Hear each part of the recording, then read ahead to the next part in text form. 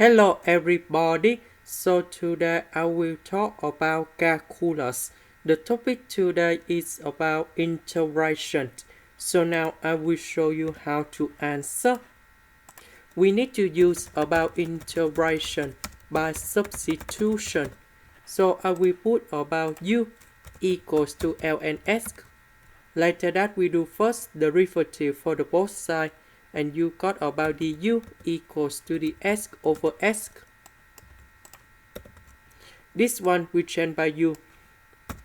This one we change by u. The s over s we change by the u. Now we need to use about another integration by substitution. So I will put about t equals to ln u. So if I do first the derivative for the both sides, you got about the t equals to the u over u. This one we change by t. The u over u we change by the t. The integration of this one, you got about ln of the absolute value of t.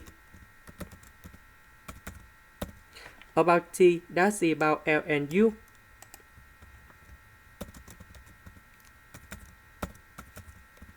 About u, that's about ln s.